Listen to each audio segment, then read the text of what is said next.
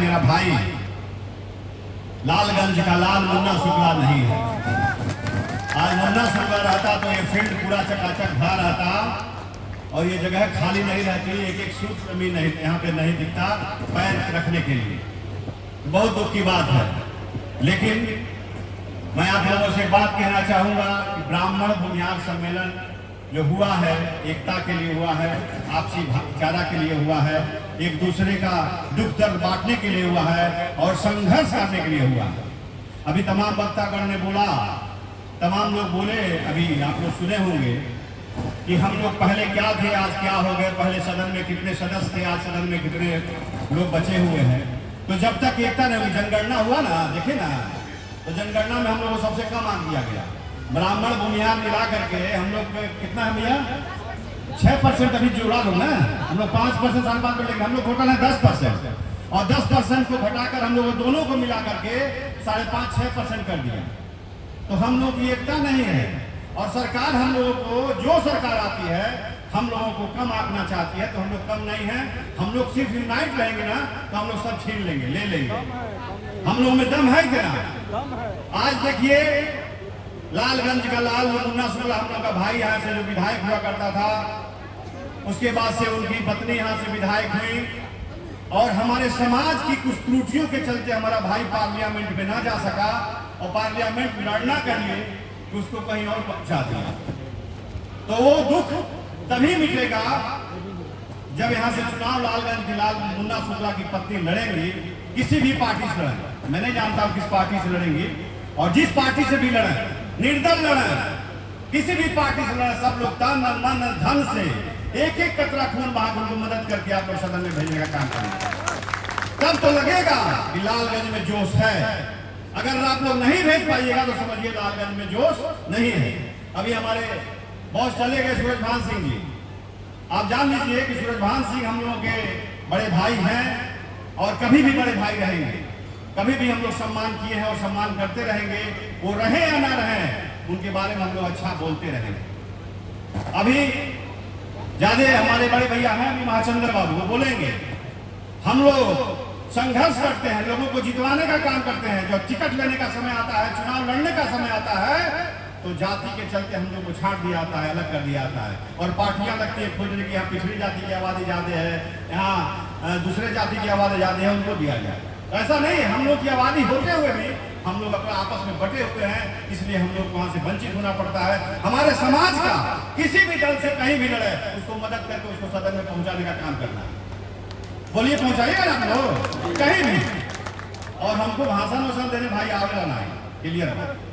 हम लाठी मारने वाले लोग हैं, लाठी चलाने वाले लोग हैं, लाठी बोलने वाले लोग हैं और सत्य बोलते हैं, सत्य बोलते हैं और सत्य के चलते हम आज बहुत पीछे हो गए हैं। तो महाचंद्र भैया हैं, वो भी भाजपा ज्वाइन किए, हम लोग लगता है भैया आसपास ज्वाइन किए थे, तब से आप भी घूम रहे हैं और हम भी घूम रहे हैं। और हम लोग को कब जगह मिलेगा ये तो भगवान जाने, लेकिन जगह हम लोग खोज लेंगे, जगह ले लेंगे। इस बार सदन में हम लोग जरूर पहुंचेंगे। आप लोगों से ही आग्रह करेंगे कि ब्राह्मण बुनियाद दोनों एक ही पेड़ के दो टहनी हैं, इसको अलग मत मानिएगा। दोनों एक माँ बाप की औलाद है, एक बड़ा है एक छोटा है। अब बड़ा छोटा कौन है आप लोग आग लीजिए, चाहे छोटा हम बन जाएंगे, चाहे छोटा आप बन जाइए, चाहे बड़ा आप बन जाइए, चाहे बड़ा हम बन जाए।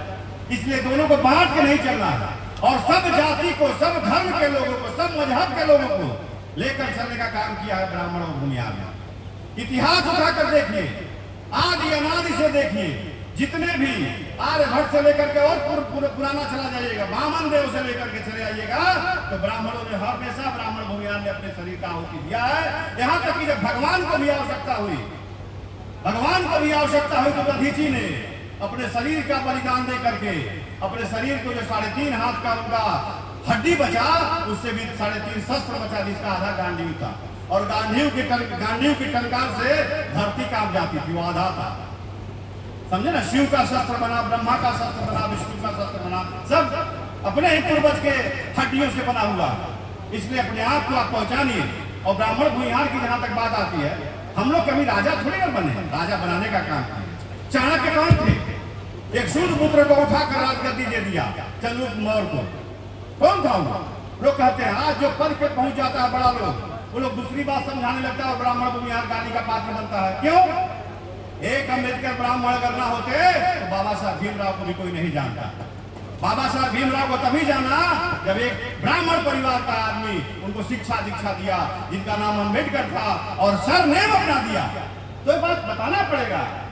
हम लोग किसी के विरोधी नहीं है, हम लोग सबको गले लगाकर चलने वाले लोग हैं। हम लोगों ने सबको सम्मान दिया है, सबको मान दिया है, तो फिर हम लोग से दूरी क्यों?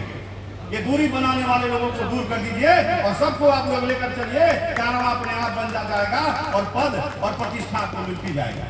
इसलिए साथियों, आपस में वैमनस्यता छोड़ करके जहां अपना भाई लड़े, जहां अपना खून लड़े, वहां उसको मदद कीजिए और उसको जिताने का काम कीजिए, चाहे वो कोई पद के लिए लड़ता हो।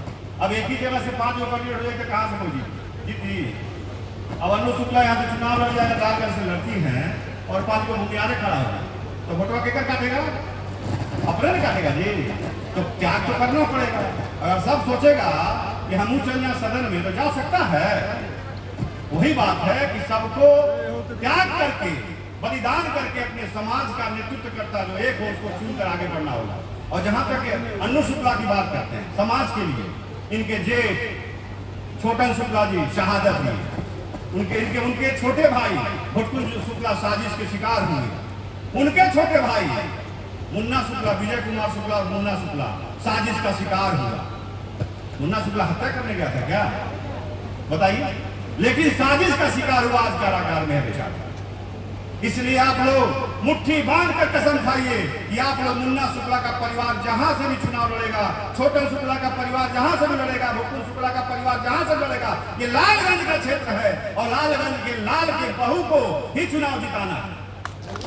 और ये सच बोल रहे हैं कि गलत बोल रहे हैं? ये मेरी बात किसी को बुरी लगे या सही लगे मैं नहीं जानता, लेकिन मैं इतना ही जानता हूं कि मेरा भाई अगर नहीं है तो उसके लिए मैं किसी दल में रहूंगा, किसी पार्टी में रहूंगा, आकर के उसको मदद करूंगा। इन्हीं सब बातों को ध्यान में रखते हुए, चूंकि बहुत लोगों को बोलना है, मैं अपनी वाणी पे विराम देता हूं और सबको लालगंज के वासियों को प्रणाम करता हूं। पुनः याद कीजिएगा, पुनः आपकी सेवा में तत्पर रहूंगा और हाजिर रहूंगा। जय हिंद।